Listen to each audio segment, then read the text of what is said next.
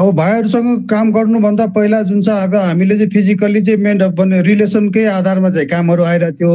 तर रिलेसनको आधारमा चाहिँ त्यति धेरै चाहिँ इन्टरेक्सन चाहिँ लिङ्क अप चाहिँ नहुँदै रहेछ होइन। अब इन टर्म्स अफ प्रोजेक्ट भन्दाखेरि अब पहिला हामीसँग 4-5वटा प्रोजेक्ट थियो भने भाइसँग अब काम गर्दाखेरि अब भनौँ न त्यसको अलमोस्ट डबल चाहिँ प्रोजेक्टहरू प्लस इन्टरेक्सन मान्छेदेखि लिएर होइन फाइदा चाहिँ भइरहेछ।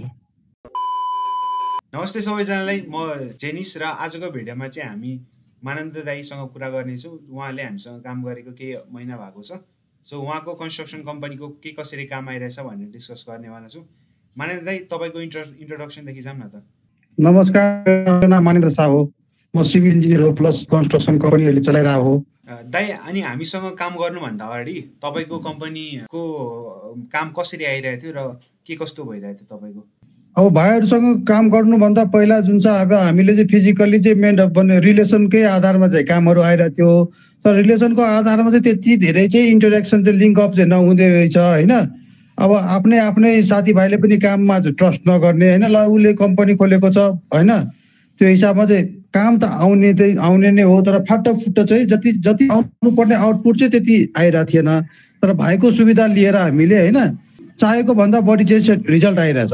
अनि हजुरहरूले हामीलाई चाहिँ कसरी थाहा पाउनु भएको थियो? हाम्रो पहिलो भेट चाहिँ त्यो हाम्रो फेसबुकको मेसेन्जरमा चाहिँ भाइले चाहिँ आफ्नो इन्ट्रोडक्सन दिएर प्रोफाइल दिएर होइन, म यस्तो चाहिँ सर्भिस प्रोभाइडर कम्पनी हो होइन, इन्डिभिजुअली यस्तो गर्छौँ। त्यही बेला चाहिँ हामीले पनि त्यो चाहिँ त्यस्तो सर्भिस प्रोभाइडरको हामीले पनि खाँचो एकदमै जरुरी भएकोले हामीले तुरुन्त भाइलाई खबर गरेर हामी मिटिङ गरेर हामी काम सँगै गरेर अगाडि बढ्यौँ।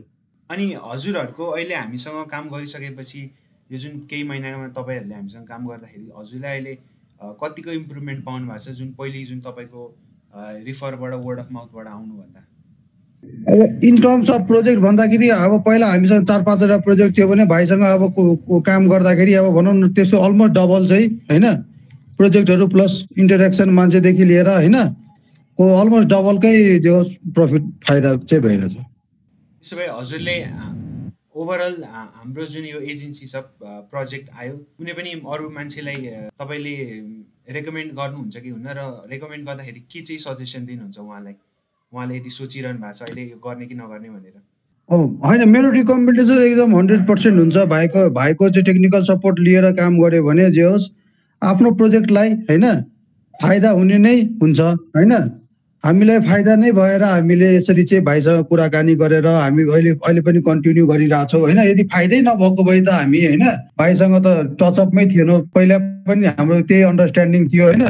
यदि भाइको प्रोग्रेस अनुसार भाइको काम गराएको अनुसार होइन यदि प्रोजेक्टलाई राम्रो भएको छ भने त्यसपछि हामी कन्टिन्यू गर्ने होइन।